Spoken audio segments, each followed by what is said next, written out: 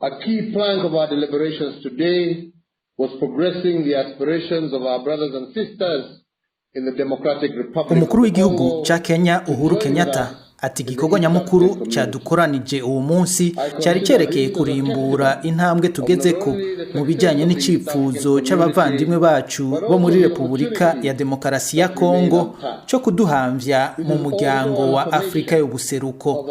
Kubw'uwarongo inama y'abakuru b'ibihugu b'umuryango wa Afrika y'ubuseruko, intambwe igezweko ni intsinzi ku muryango.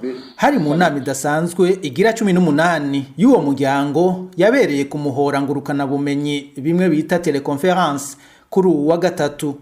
Iyo nama yari ifise ihangiro ryo kuraba aho ibihugu bigize uwo muryango bihagaze inyuma yo gushikirizwa icegeranyo c'inama nshikiranganji kijanye no gusuzuma ibimaze gushikwako kugira ngo Repubulika ya Demokarasi ya Kongo yemererwe kwinjira mu muryango wa Afrika y'ubuseruko. Uhuru Kenyatta yaciye aho ijambo umukuru w'igihugu ca Uganda Yoweri Kaguta Museveni.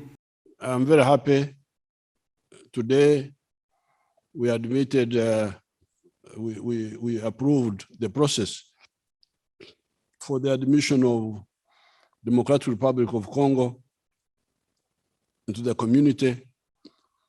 This is because, as I said in the private meeting, in the closed meeting, Congo is really part of East Africa historically, especially the eastern part of Congo.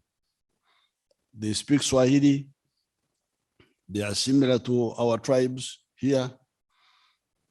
And it is colonialism which had kept Congo in another arrangement. Umukuru w'igihugu cy'u Rwanda nawe nyene yaragaragaje gushaka ko Repubulika ya Demokarasi ya Kongo yinjira mu muryango EAC. I also wish to note that Rwanda welcomes the progress made with regards to the admission in the East African Community of the Democratic Republic of Congo.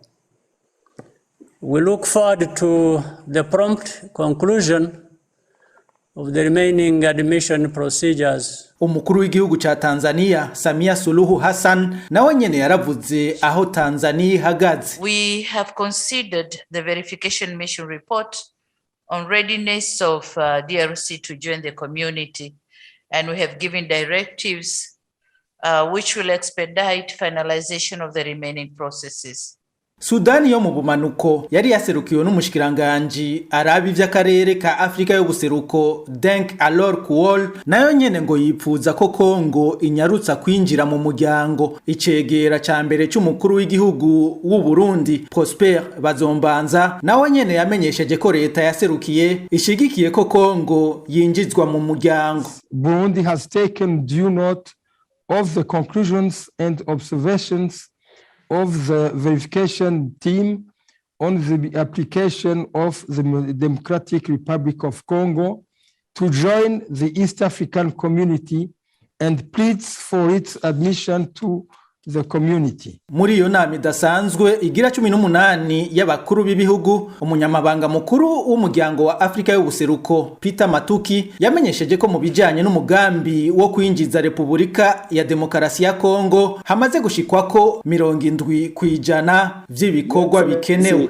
On the verification admission of DRC, following your directive and support from the Council, I'm pleased to report that we have undertaken 7 out of the 10 agreed steps, and now we have made progress. I want to thank you, Excellencies, for the support that you have accorded to us. Ibikorwa bisigaye kugira ngo Repubulika ya Demokarasi ya Kongo yinjizwe icese mu muryango vyahawe inama shikiranganje. Abo bashikiranganje bagategerezwa gutanguza bakanasozera n'ingoga ibiganiro na Repubulika ya Demokarasi ya Kongo, bagaheza bagatanga icegeranyo mu nama izokurikira izoba mu mwaka uza. Ni mu mwaka uza w'ibihumbi 2022 rero hategekanywa kwinjizwa Repubulika ya Demokarasi ya Kongo mu muryango wa Afrika y'ubuseruko. Ibihugu bisanzwe bigize uwo muryango bikabona ko ico gihugu kirimwe abanyagihugu barenga 100,000 hamwe cyo kwinjizwa muri uwo muryango mu bihumbi 2022, iterambere rizokwiyongera mu karere na cyane cyane mu bijanye n'ubutunzi.